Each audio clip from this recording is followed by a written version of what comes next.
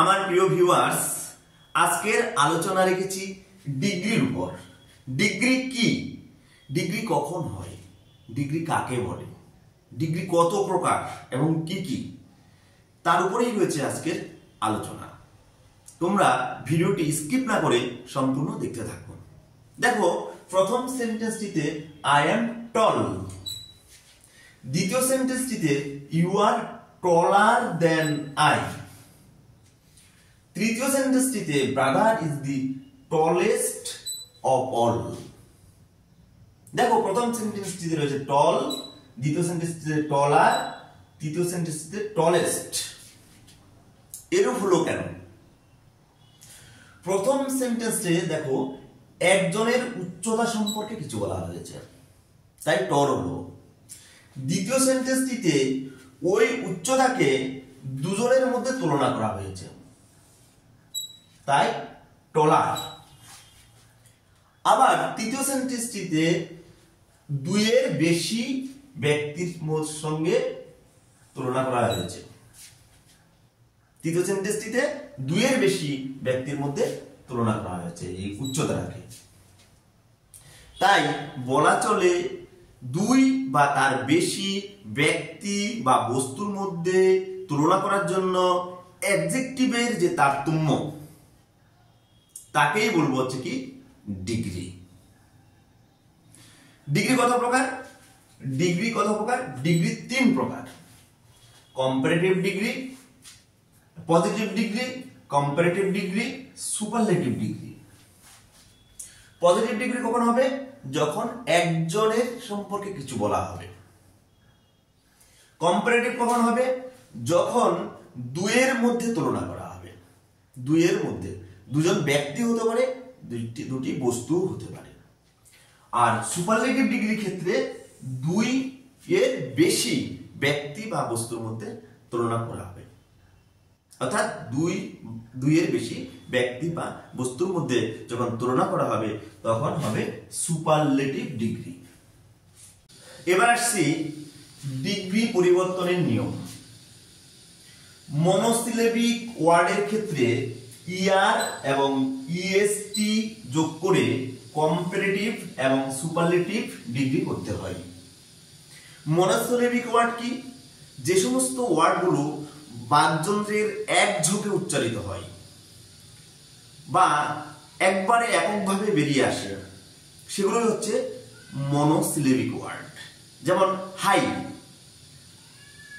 টল, sad, গে, এই সমস্ত ওয়ার্ডগুলো হচ্ছে মনোসিলেবিক ওয়ার্ড। এই সমস্ত ওয়ার্ডের ক্ষেত্রে আমরা ইআর এবং ইএসটি যোগ করে যথাক্রমে কম্পারেটিভ এবং সুপারলেটিভ ডিগ্রি করতে পারি। যেমন tall, tall, taller, tallest. High,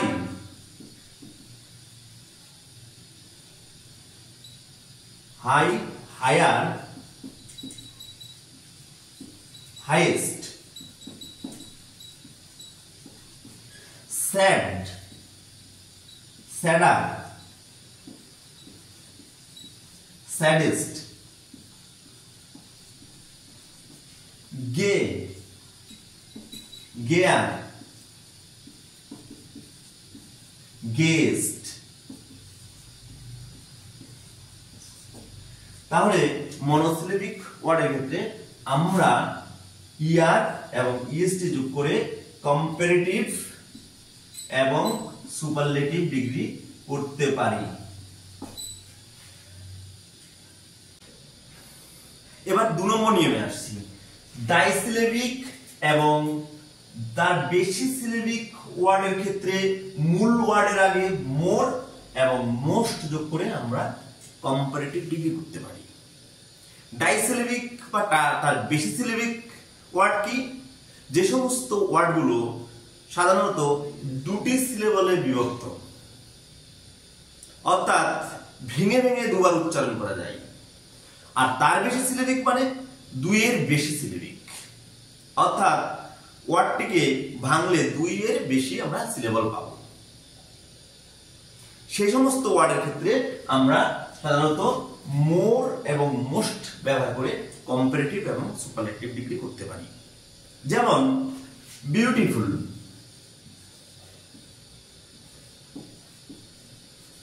beautiful, beauty, beautiful, more beautiful,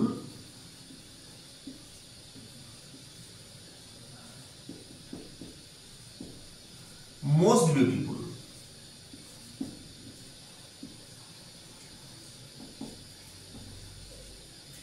intelligent,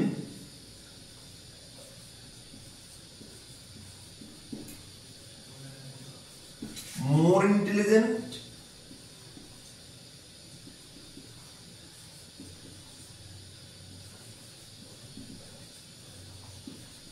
most intelligent।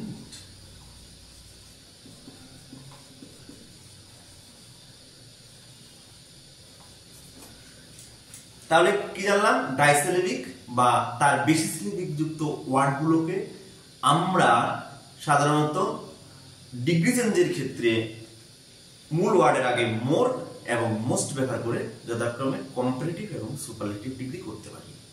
তবে এই নিয়মের ব্যতিক্রমও আছে।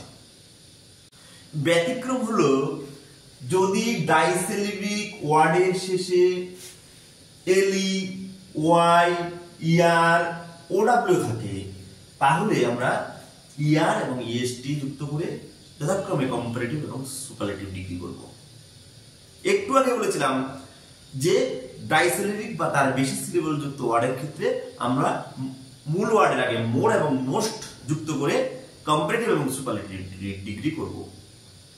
কিন্তু সেই নিয়মের ব্যতিক্রম কি? যদি ডাইসিলেবিক ওয়ার্ডের শেষে এলি, ওয়াই, ইয়ার, ওডাব্লিউ থাকে, তাহলে কিন্তু মোর আর মোস্ট করা যাবে না। ইয়ার এবং ইএসটি যুক্ত করে কম্পারেটিভ এবং সুপারলেটিভ ডিগ্রি করতে হয়। যেমন noble, noble, নোবেলার,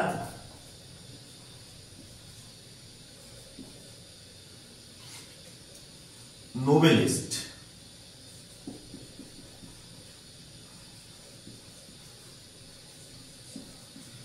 happy, happier, happiest,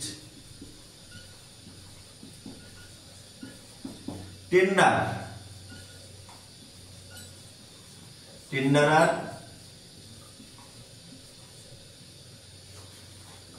টেন্ডারার, tenderest,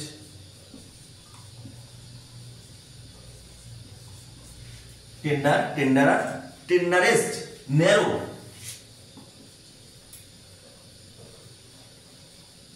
narrow, ন্যারোয়ার,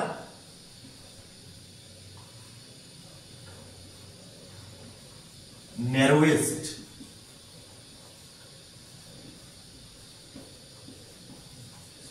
দেখো এগুলো disyllabic word. Noble, happy, tender, narrow, এই ওয়ার্ডগুলোর আগে কিন্তু মোর আর মোস্ট করা হলো না। কি করা হলো? Nobler, noblest, happy, happier, happiest, tender, tenderer, tenderest, narrow, narrower, narrowest. এগুলো হলো ব্যতিক্রম। কতগুলি ওয়ার্ড আছে যাদের ক্ষেত্রে নতুন ওয়ার্ড এনে কম্পারেটিভ এবং সুপারলেটিভ ডিগ্রি করতে হয়। যেমন bad, worse, worst, good, better, best, in, inner, innermost,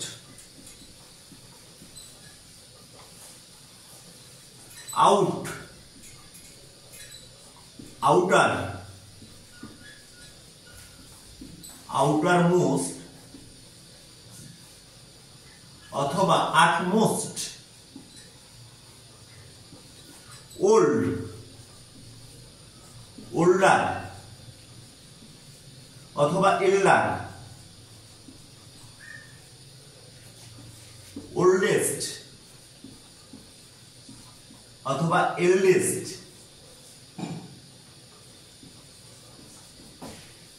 মোর, মাক্স, মোর, মোস্ট।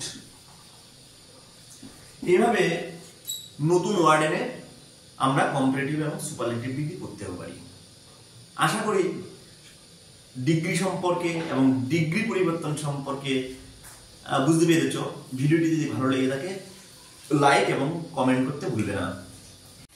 বন্ধুরা দেখো, কতগুলি অ্যাডজেক্টিভ আছে যাদের সর্বদাই পজিটিভ ফর্ম হয় এবং এই ওয়ার্ডগুলোর পরে তুলনার ক্ষেত্রে বা কম্পারিজনের ক্ষেত্রে দেন কখনোই হবে না, এদের ক্ষেত্রে সর্বদাই টু হবে। এই ওয়ার্ডগুলোর আগে মোর বা মোস্ট ও হবে না।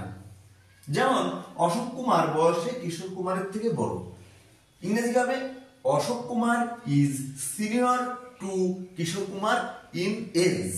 এই সিনিয়র টু এখানে কিন্তু দেন হলো না।